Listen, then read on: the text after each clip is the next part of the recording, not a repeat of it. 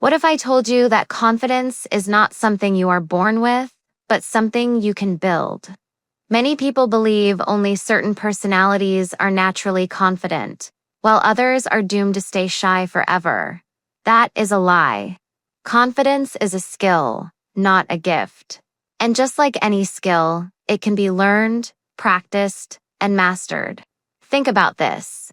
Every successful person you admire once struggled with doubt. Celebrities, leaders, even great inventors, none of them started fully confident. The difference is, they trained themselves to keep moving, even when afraid. Confidence is not about never feeling nervous. It is about acting anyway. Without confidence, life feels smaller. You say no to opportunities, not because you cannot, but because you think you cannot. You silence your own voice.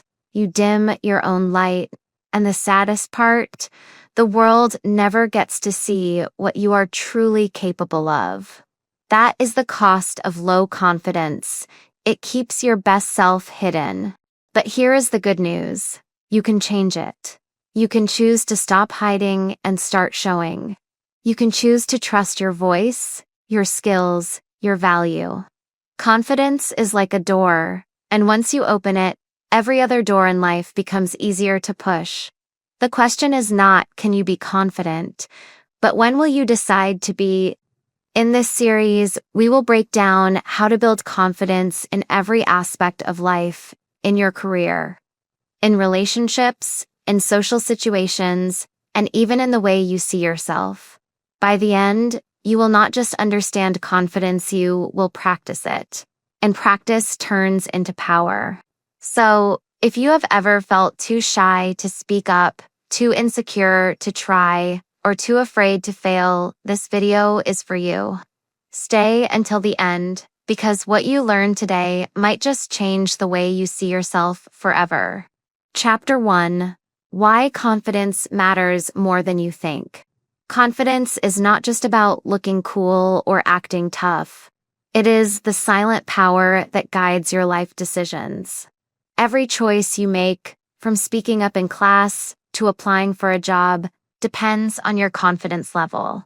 If you do not believe in yourself, opportunities will pass you by. But if you trust your ability, even when scared, doors will open. Confidence is the bridge between fear and success. Think about it for a second. How many times have you stayed quiet in a meeting, even though you had the answer? Or how many times did you avoid eye contact because you did not want attention? That is what a lack of confidence does. It steals your chances silently. Confidence, on the other hand, is like a magnet. People trust those who trust themselves. It is not magic, but it feels like it. Confidence is not about being loud. Some people think only extroverts are confident. That is false. Quiet people can be deeply confident. Confidence is about calm, certainty, not noise. You can walk into a room, say nothing, but still radiate strength. Why? Because confidence is felt more than it is heard. It shows in posture, in the way you breathe, in your calm smile. When you believe in yourself, others believe in you too. Employers hire confident people. Friends respect them. Partners love them. Confidence does not guarantee perfection, but it guarantees progress. Even when you fail, confidence helps you stand up again. Imagine life as a game. Confidence is not the prize, it is the weapon you use to win. Without confidence, even talent goes unnoticed. Many brilliant people never shine, not because they lack skill, but because they lack belief. The world does not reward hidden genius. The world rewards those brave enough to show it. That is why confidence matters. It makes you visible. It makes you heard. It makes you unstoppable. Confidence also protects you from manipulation. When you lack it, people can control you with doubt. They can make you second-guess your value. But when you know who you are, you become hard to shake. Confidence is like armor. Criticism bounces off. Hate feels lighter. You can face rejection, yet stay strong. That strength is priceless. Think about successful leaders, athletes, or creators. Do they never doubt themselves? Of course they do, but they act anyway. That is the secret. Confidence is not the absence of fear. It is moving forward despite fear. It is saying, I might fail, but I will try. The confident person understands action creates progress, hesitation creates regret. Confidence also affects mental health. Without it, you are stuck in anxiety. You worry too much about what others think. But with confidence, your mind feels lighter. You stop seeking constant approval. You learn to validate yourself. That is freedom. That is happiness. Confidence does not only help you win outside, it heals you inside. It is important to understand that confidence can be built. Nobody is born with it. Babies are not confident. They learn. You can learn too, step by step, moment by moment. Each time you act brave, even if small, your confidence grows. It is like a muscle. The more you train it, the stronger it becomes. And just like a muscle, if you do not use it, it becomes weak. So, confidence is not just a skill, it is survival. It decides your career, your relationships, your happiness. Without it, you live small. With it, you live free. That is why confidence matters more than you think. It is not decoration. It is foundation. If you want success in any aspect of life, confidence is the very first step. Chapter 2. The Hidden Enemy, Self-Doubt. Self-doubt is like a shadow. It follows you silently, and sometimes you don't even realize how heavy it is until you stop moving. When you want to speak up, the shadow whispers, "Don't." They will laugh. When you dream big, it says, "You can't. You're not ready." It is not an enemy outside you, but one living inside your own mind. The problem with self-doubt is not that it exists for everyone. The real problem is when you believe it. When that inner voice becomes the only voice you listen to, you give away your power. You hand control of your life to fear, and fear never wants you to grow. Fear only wants you to stay the same. Have you noticed how self-doubt exists? A small mistake becomes a disaster in your head. A little silence in a conversation feels like rejection. One failure suddenly means you are a failure. But none of these thoughts are the truth. They are distorted stories created by fear. And yet, many of us live by them. Imagine this. A child learning to walk falls again and again. But the child never says, "Maybe walking is not for me." The child keeps trying until walking feels natural. If that child had the same self-doubt adults carry, none of us would ever walk. That is the power of refusing to believe in fear's stories. The first step to defeating self-doubt is awareness. You cannot fight what you do not see. Start listening to the words you say to yourself. Are they words of encouragement, or are they words of sabotage? Most people would never speak to a friend the way they speak to themselves. Why? Because we are often our own harshest critics. The second step is questioning your doubt. When your mind says you can't ask, why not? When it says you'll fail, ask, so what if I do? Doubt hates questions. It survives only when you accept it without resistance. But when you challenge it, you see how weak it truly is.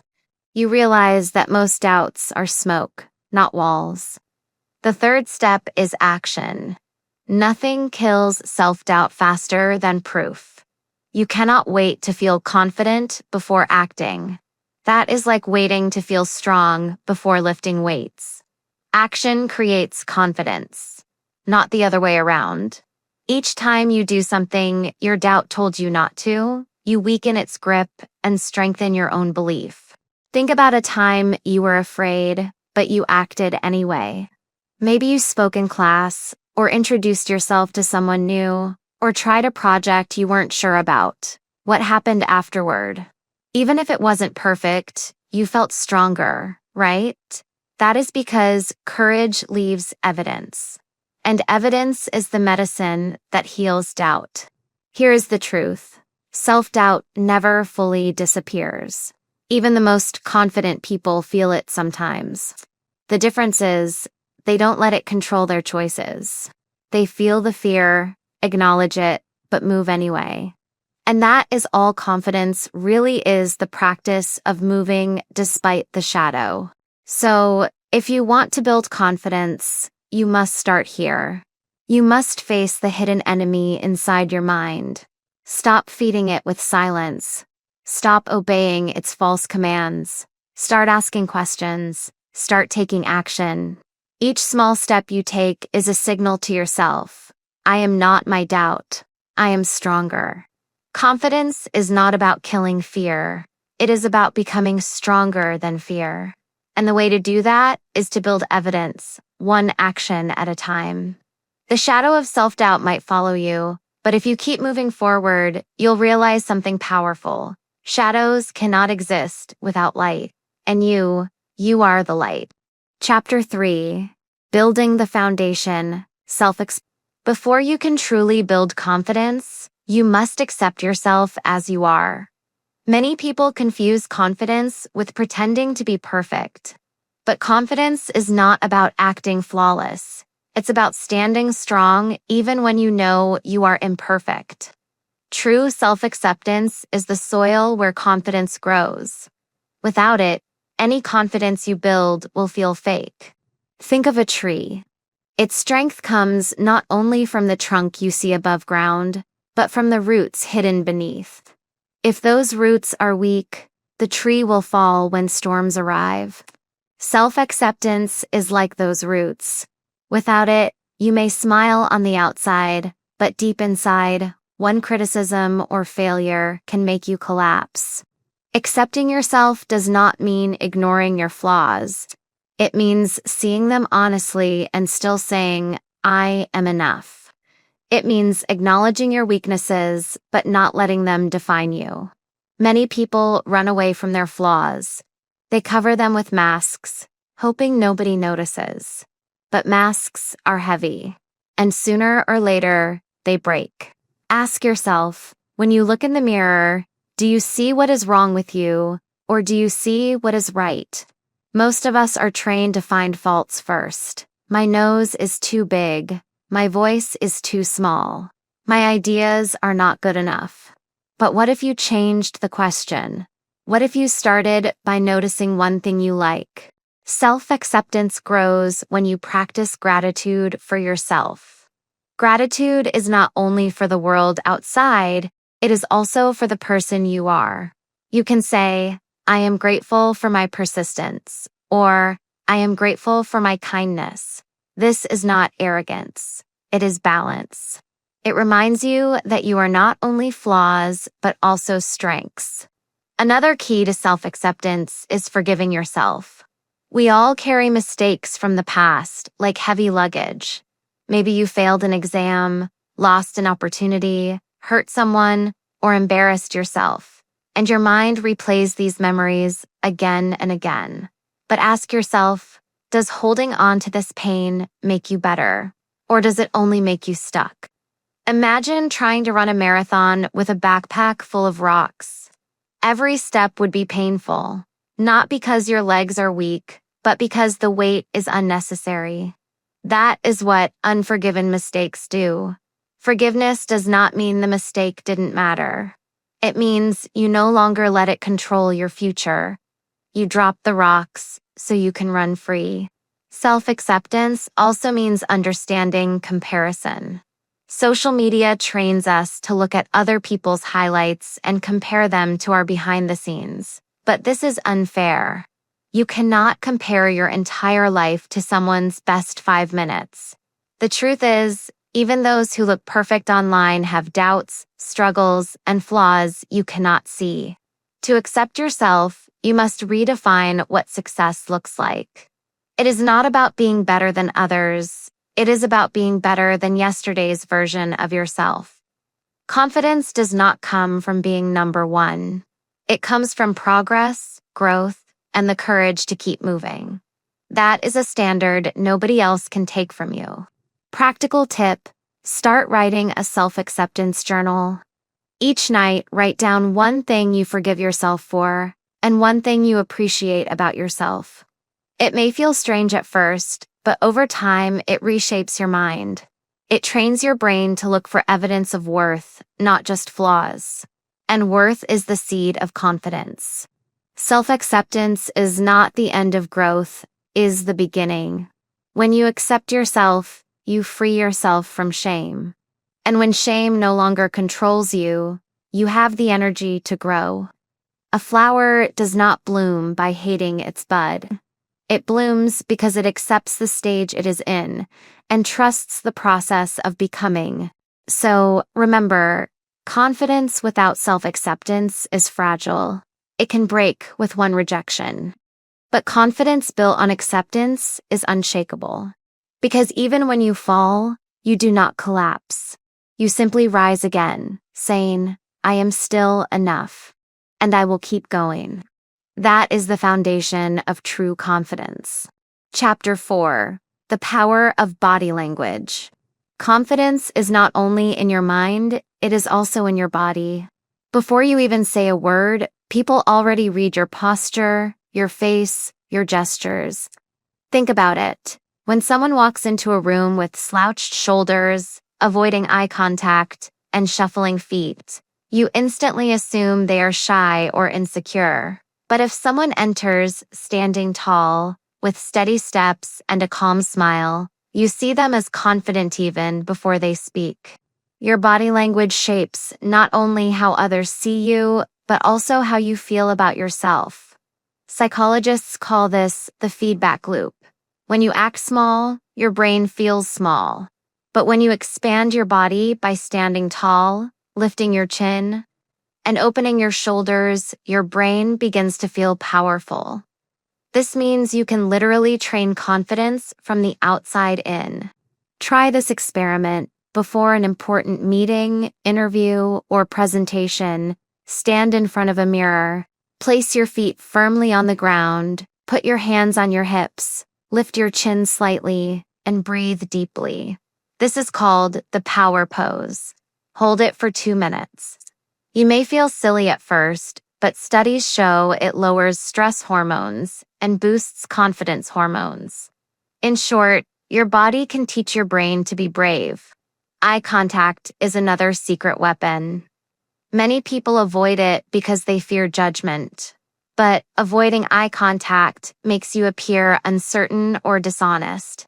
Good eye contact, on the other hand, signals honesty, respect, and strength. The trick is balance. Do not stare like a statue, but do not look away too quickly either. Aim for natural, steady connection, like listening with your eyes. Gestures also matter. Nervous people often fidget with their hands, tap their feet, or play with objects. These signals tell others and your own brain that you are anxious. Instead, use controlled, intentional gestures. For example, move your hands when explaining something. Point, open your palms, or emphasize your words with movement. When gestures match your speech, people trust you more. Posture is another key. Imagine confidence as a straight line from the top of your head down to your feet. Stand tall, relax your shoulders, and distribute your weight evenly. Sitting, keep your back straight, both feet on the floor, and avoid collapsing into the chair. A strong posture tells the world and yourself that you belong. Voice is part of body language too. Confidence is not about being loud, it's about being clear and steady. Speak at a pace that allows others to follow. Avoid filling every pause with or Silence, when used wisely, is powerful. It shows you are calm enough to think before you speak. Remember, body language is not about pretending. It is about aligning your body with the confidence you are building inside. Fake smiles or exaggerated poses will feel uncomfortable. But small, consistent adjustments, better posture, steady eye contact, intentional gestures slowly reshape your natural presence. Practical exercise. Record yourself speaking for 2 minutes on your phone. Watch without focusing on your words. Instead, look at your posture, gestures, and expressions. Do you appear confident, nervous, or distant? Then try again, improving one element at a time. With practice, your body language becomes your ally, not your enemy. The beauty of body language is that it works instantly. You may not control how nervous you feel inside, but you can control how you stand, breathe, and look at others. And the amazing thing is, when your body shows confidence, your mind often follows. That is the secret. Confidence is not only a thought, it is a posture, a habit, a way of moving through the world. So, next time you walk into a room, remember, you are already speaking before your mouth opens. Let your body say, I am here. I belong. I am confident. When words and body unite, your presence becomes unforgettable. Chapter 5. The Voice of Confidence. Speaking with Impact. Your voice is one of the strongest tools you have to show confidence. People don't only listen to what you say, but also how you say it. A weak, shaky, or rushed voice makes even the smartest idea sound uncertain. But a steady, clear, and warm voice can make even simple words feel powerful and trustworthy. Think about leaders, teachers, or speakers you admire. What makes them memorable is not only their message, but the way they deliver it. Their voices carry rhythm, clarity, and strength. They pause at the right moment, raise or lower their tone with purpose, and use silence as a tool. They don't just speak, they perform. The first step is breathing. When you are nervous, your breath becomes shallow, which makes your voice higher and unstable. To sound confident, breathe from your diaphragm. Place your hand on your stomach and take slow breaths so you feel your belly expand. This type of breathing supports your voice and makes it steady. Next, control your pace. Many people rush because they want to get it over with, but rushing makes you look insecure, as if you don't believe your words deserve space. Instead, slow down. Speak at a pace that allows others to follow and absorb your message. A slower pace also gives your brain time to think, reducing mistakes. Volume is important too. Speaking softly can make you sound shy or uncertain, but shouting makes you seem aggressive. The goal is balance, loud enough for everyone to hear clearly, soft enough to invite connection. Practice by reading aloud in different volumes. Record yourself. Find your confident middle. Tone adds emotion. A flat, monotone voice bores listeners. But an overly dramatic tone feels fake. Use natural variation, raise your voice slightly when excited, lower it when serious, soften it when empathetic. A flexible tone keeps people engaged and makes your words come alive. Pauses are secret weapons. Nervous people often fill silence with or random words. Confident speakers use pauses intentionally. A pause after an important point lets your words sink in. A pause before answering a question shows you are thoughtful, not rushed. Silence is not weakness. It is power. Clarity is another key. Avoid mumbling. Pronounce your words fully, especially in important moments. If English is not your first language, do not worry about having an accent. Focus on being clear. Confidence is not about sounding perfect, but about being understood. Practical exercise. Read a short text aloud while recording yourself. Then play it back. Ask, do I sound rushed or calm? Is my tone flat or expressive? Do I pause in the right places? Then repeat, improving one element at a time. This is how professionals train their voices like a workout for confidence. Another trick is visualization. Before speaking, imagine your voice as a bridge between you and your audience. That bridge must be strong and steady. Every word you say builds trust, connection, and respect. If your voice shakes, the bridge wobbles. If your voice is strong, the bridge holds firm. Remember, confidence is not shouting louder than everyone else.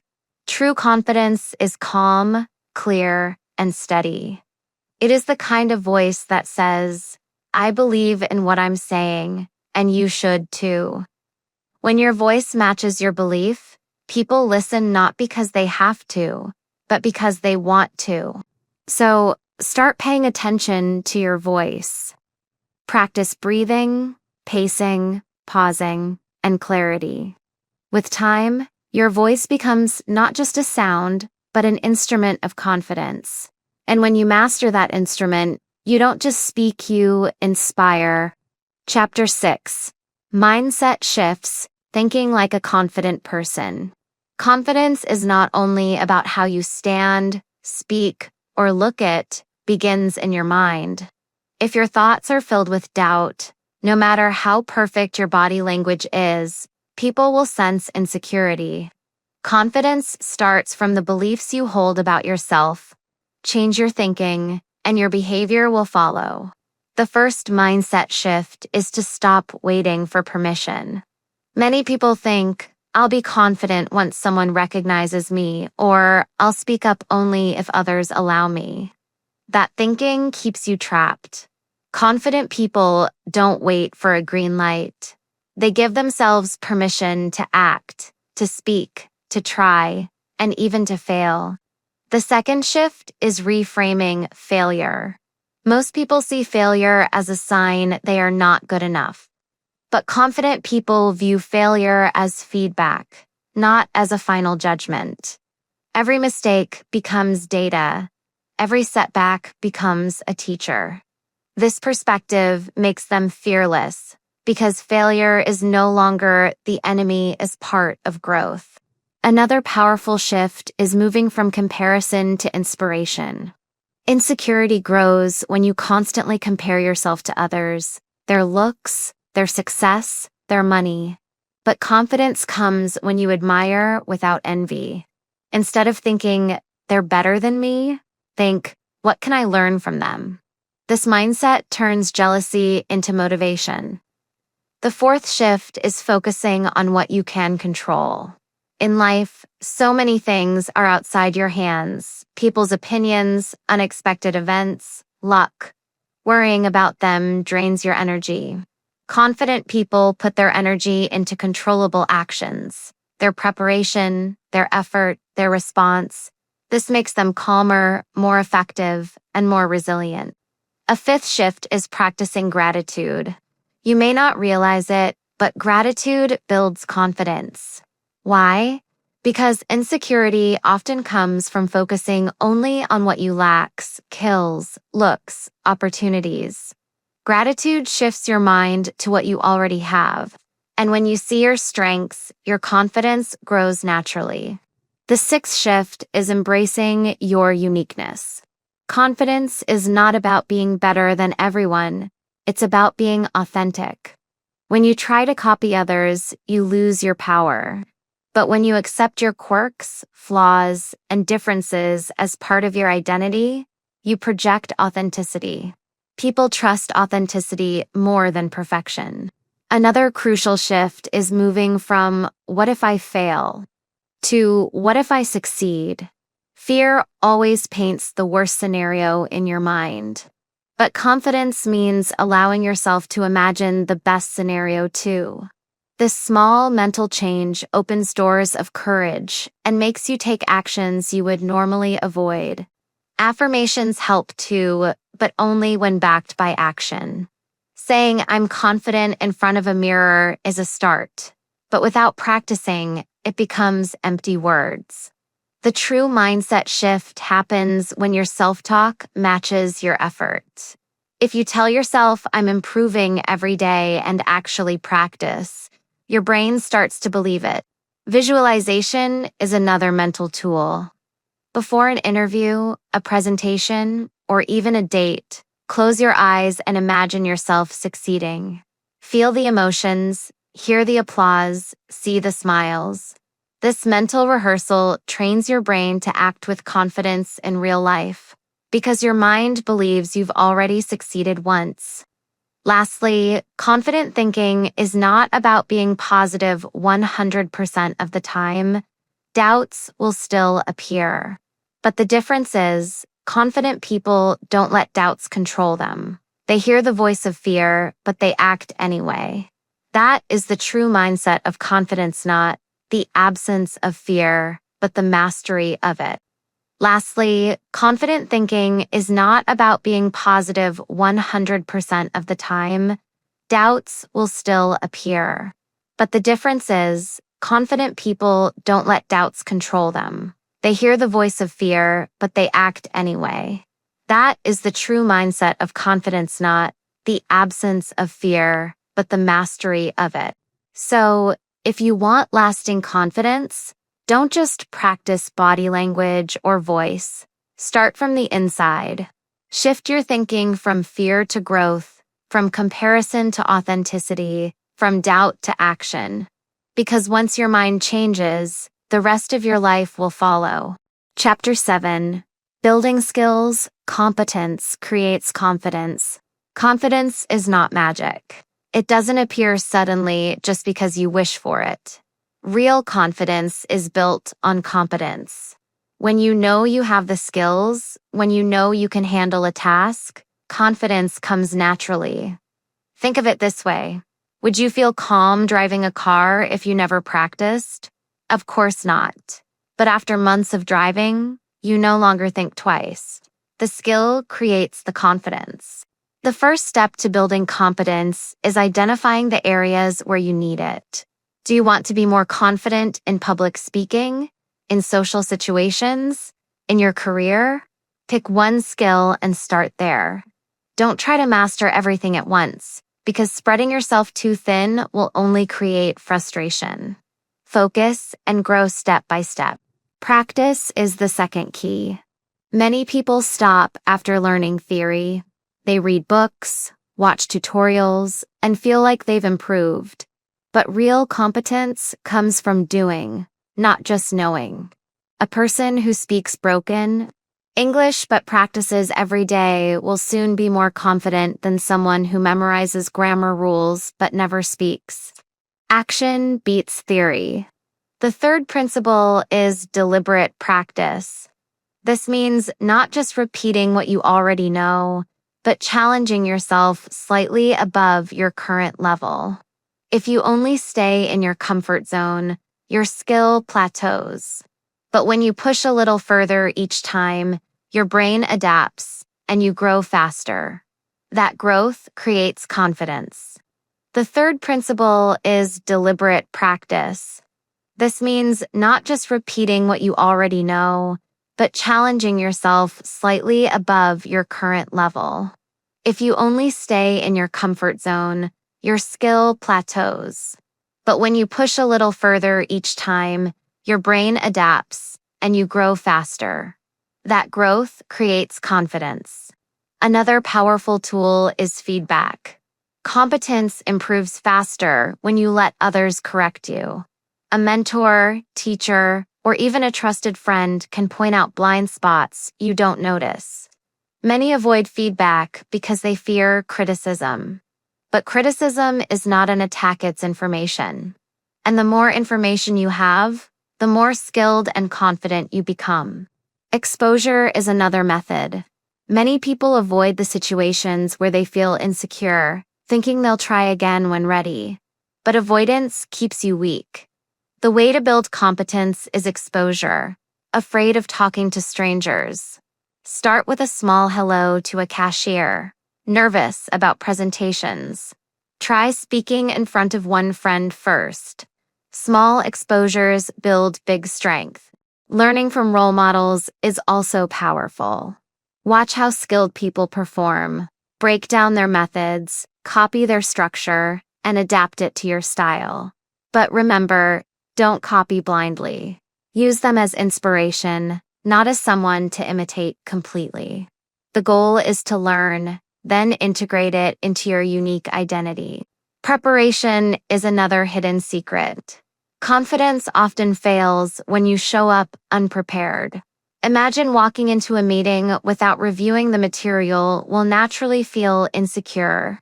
But if you study, practice, and prepare, confidence comes automatically. Preparedness is competence in action. Technology can help too. Today, you have access to endless tools apps for learning languages, videos for practicing skills, communities for feedback. Use them. Every resource you consume and apply increases your competence and, with it, your confidence. Finally, celebrate progress. Competence is a journey, not a final destination. You'll always have more to learn, but don't ignore the growth you've already achieved. Look back at where you started and acknowledge the small wins. This recognition fuels motivation and strengthens belief in your own abilities. In short, if you want confidence, don't just tell yourself to be brave. Build skills. Learn, practice, get feedback, stay consistent, expose yourself to challenges, and prepare well. Confidence built on competence is unshakable because it's not just a feeling, it's proof. Chapter 8. Social Confidence. Connecting with people easily. Confidence is not only about standing strong alone, it also shows in how you connect with others. Many people feel insecure in social situations, talking to strangers, speaking up in groups, or even maintaining small talk. Social confidence is the ability to enter any room, interact with people, and feel at ease without pretending to be someone else. This doesn't mean you have to be loud or extroverted. True social confidence is about being comfortable in your own skin while engaging with others naturally. The first step is mindset. Many approach social situations with fear of judgment. What if they don't like me? Or what if I say something stupid? But the truth is, most people are too focused on themselves to analyze every word you say. Everyone has insecurities. When you realize others are not perfect either, the pressure eases. Instead of aiming to impress, aim to connect. This shift changes everything. Second, learn the art of listening. Socially confident people don't dominate conversations, they balance speaking with listening. When you show genuine interest, people naturally like you. Ask questions, respond thoughtfully, and pay attention. Ironically, you'll be remembered as confident, not because you talked the most, but because you made others feel heard. Listening creates social power. Body language is the third key. Your words matter, but your posture, gestures, and eye contact matter even more. Stand tall, relax your shoulders, and maintain steady eye contact without staring. Smile, not a forced smile, but a warm one. These simple signals communicate confidence before you even speak. Remember, people read your presence faster than your words. Another tool is practicing small interactions daily. Confidence doesn't begin at big parties, it begins with tiny moments. Say good morning to your neighbor, thank the cashier sincerely, or start a short chat with a colleague. These micro practices build momentum. Over time, your brain learns that talking to people isn't dangerous, it's normal. Small steps reduce social anxiety. Overcoming silence is another challenge. Many freeze because they don't know what to say. The trick is to keep simple conversation starters ready. Compliment something genuine, ask for an opinion, or comment on the environment you're both in. You don't need a brilliant joke, just a bridge to open dialogue. Once the conversation flows, your natural personality takes over. Authenticity is also powerful. Some try to fake confidence by exaggerating or pretending to be someone they're not. But people sense inauthenticity. True social confidence means you don't hide your quirks. If you're a little shy, it's okay. If you're more thoughtful than talkative, that's fine too. Confidence is not about changing who you are, it's about expressing yourself comfortably. Handling rejection is part of the game. Not everyone will respond positively, and that's normal. Socially confident people don't see rejection as personal, they see it as neutral. If someone doesn't engage, it often says more about their mood than your worth. The more you accept rejection as part of life, the less it affects you. This detachment makes you unshakable in social environments. Another important element is generosity. Social confidence grows when you shift focus from yourself to others. Give compliments, share encouragement, and celebrate people's successes. When you bring good energy, people are drawn to you. And the more you create positive connections, the more your confidence grows. Preparation also helps in social settings. If you're attending an event, read about the topic beforehand. If you're meeting new people, think of 2 or 3 questions you can ask. Being prepared removes the pressure of "I don't know what to say."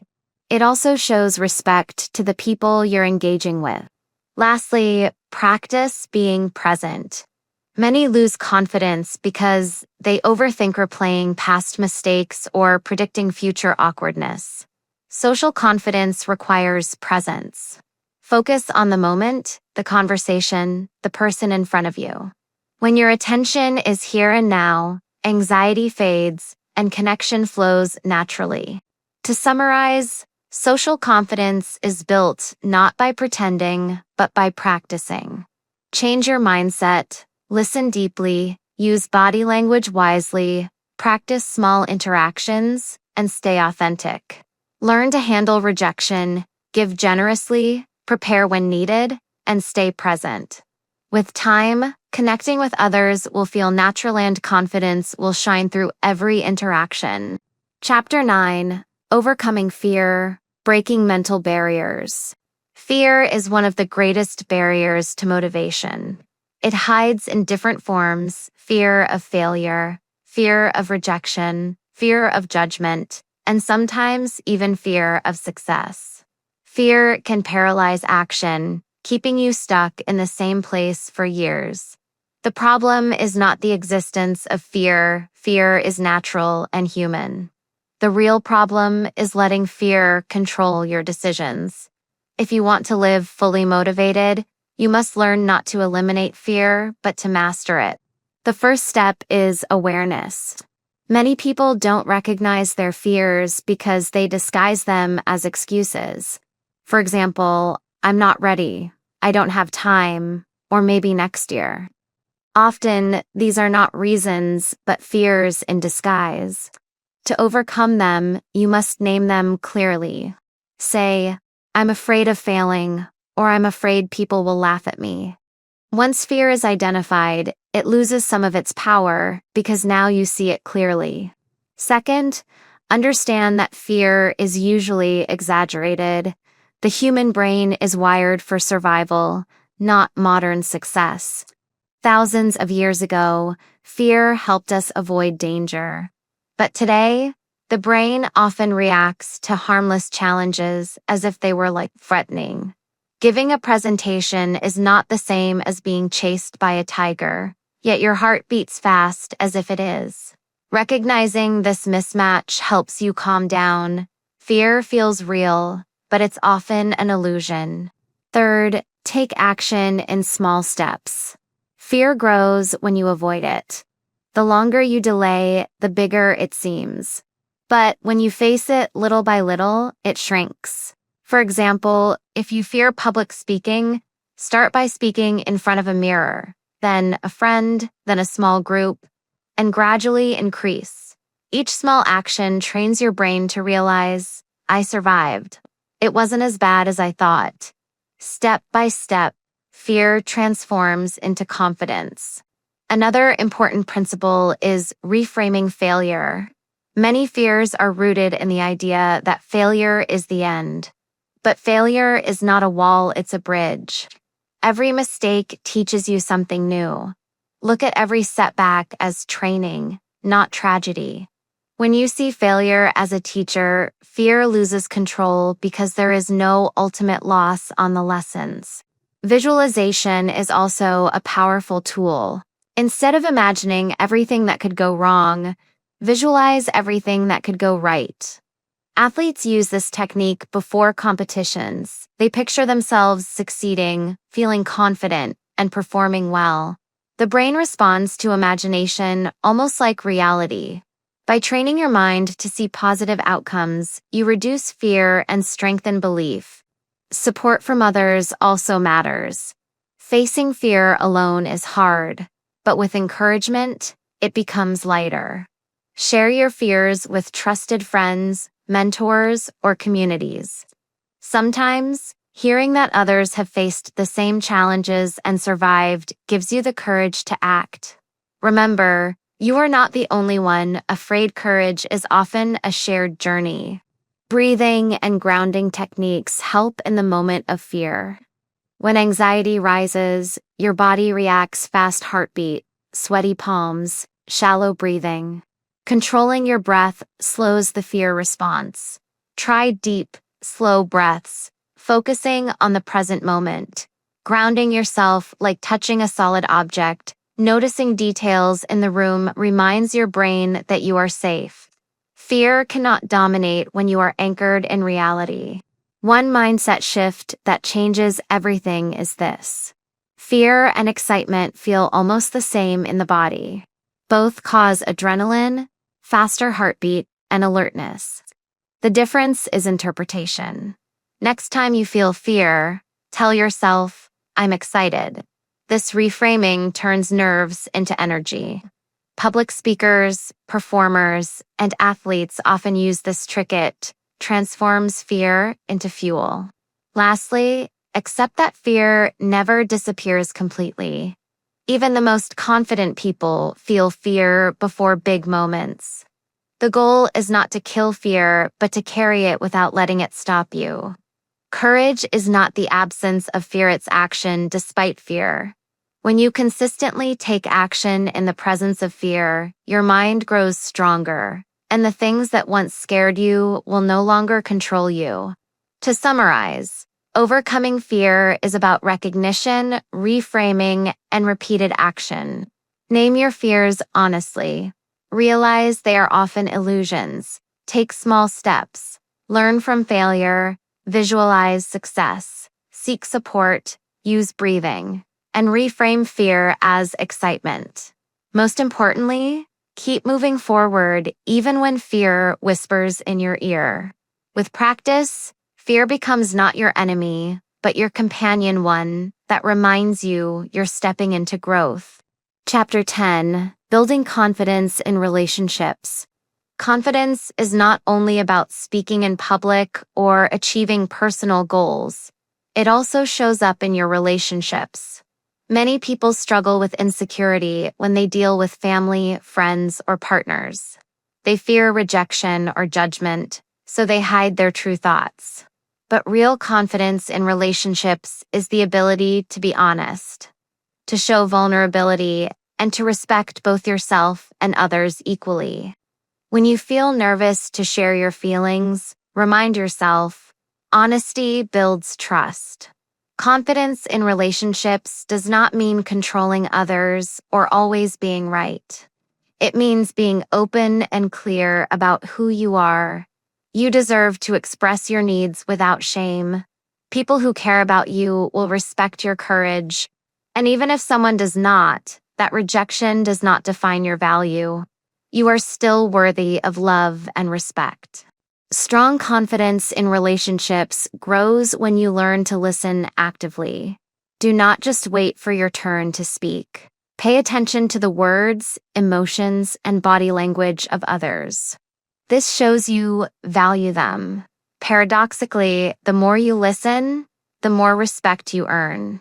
When you feel seen and when you make others feel seen, the connection becomes deeper, and your confidence naturally rises. Sometimes confidence requires setting boundaries. You cannot say yes to everything, and that is okay. Saying no is not weakness, it is strength. Boundaries protect your energy, your mental health, and your time. People who truly respect you will accept your limits. Those who do not respect them only prove they should not be too close in your life. Confidence grows when you stand for yourself kindly but firmly. Now, let's reflect. Have you noticed how your confidence changes depending on who you are with? Around some people, you shine naturally. Around others, you shrink. This is a signal. Ask yourself why. Is it their behavior or your assumptions about them? Remember, your worth does not depend on their approval. When you carry that truth inside, your confidence in any relationship will remain strong, no matter who stands before you. Chapter 11: Confidence in Career and Work Life. Confidence plays a huge role in your career. Many talented people remain stuck in the same position for years, not because they lack skills, but because they lack confidence. They hesitate to speak up in meetings, propose new ideas, or ask for promotions. Confidence in the workplace is not arrogance, it is clarity about your value. When you know what you bring to the table, others will notice and respect you. One of the strongest ways to build workplace confidence is preparation. Before a presentation or meeting, research deeply, practice your delivery, and anticipate questions. When you are prepared, your mind feels calmer and your body language becomes stronger. Confidence is not just about the words you say, it's how you say them. Even a simple idea can sound powerful when spoken with steady voice and clear posture. Confidence in your career also means embracing challenges. Many people avoid opportunities because they fear failure, but growth only comes when you step outside your comfort zone. Say yes to projects that scare you, take roles that demand new skills, and trust yourself to figure things out. Remember, every expert once started as a beginner who dared to try. Your confidence grows each time you prove you can adapt. Another important aspect is networking. Talking with new people in your field can feel intimidating, but it is one of the best ways to grow. Approach conversations with curiosity rather than pressure. Ask questions, share your thoughts honestly, and do not pretend to know everything. People appreciate authenticity.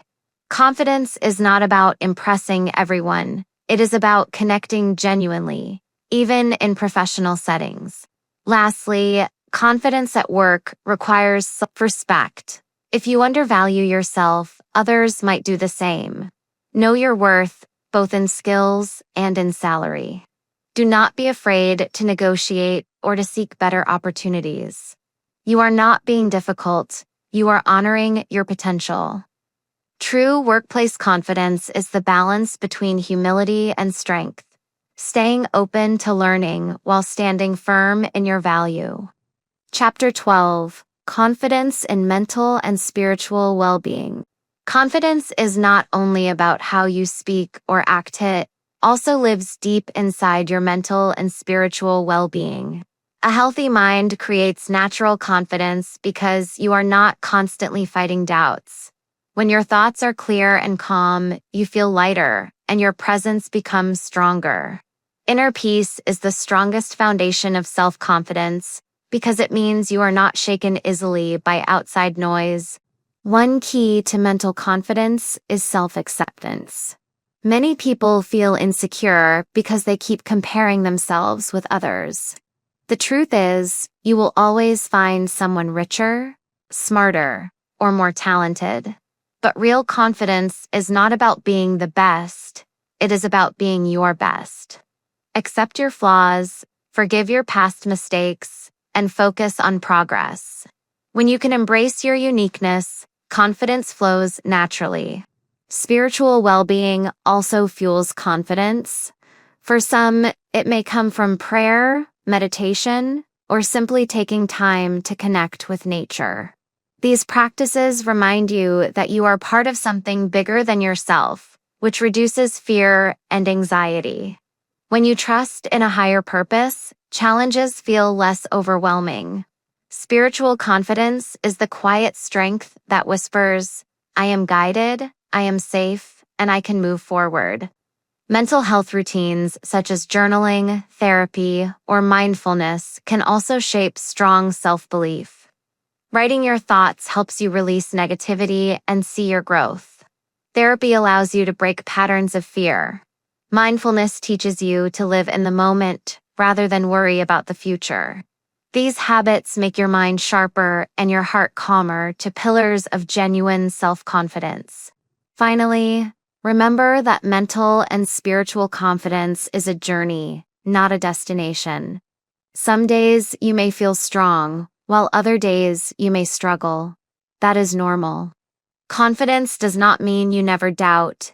It means you keep moving forward, despite the doubt. With a healthy balance between your mind and spirit, you carry yourself with peace and strength in every aspect of life. Chapter 13, Final Conclusion. Walking with True Confidence. We have traveled through many chapters together, exploring the real meaning of confidence. From body language to mindset, from social skills to spiritual balance. Each part has shown us that confidence is not something you are born with. It is something you build, step by step. Now, you can see clearly that self-confidence is like a muscle. The more you practice, the stronger it becomes, and the more natural it feels in every aspect of life. The biggest truth is this: confidence starts inside. It is not about showing off, pretending, or being perfect. It is about knowing who you are and standing firm in that truth. When you learn to silence negative self-talk, when you embrace your flaws, and when you believe your voice matters, you automatically shine. People respect those who carry themselves with authenticity. That is the secret. Real confidence is not loud, but powerful. Throughout this journey, you also discovered that confidence is not limited to one area. You can be confident at work, in relationships, in social settings, and even in your private thoughts. True confidence is flexible. It adapts, grows, and strengthens with experience. Yes, there will be failures, rejections, and struggles, but confidence transforms them into lessons. With this mindset, every step forward is victory, no matter how small. So, what should you do next? Start applying the lessons. Pick one small action every day. Speak up in class, greet someone new, share your ideas, or take care of your mental health. Confidence is not built overnight. It is a lifestyle. The more you live with courage, the more you will realize that confidence is already inside you. You just need to uncover it, nurture it, and let it guide your path. And before we close, I have one request. If this video has inspired you, helped you, or even made you think differently about confidence, please like this video, share it with your friends, and subscribe to this channel. Your support motivates me to keep creating content that helps you grow, not just in confidence, but in life as a whole.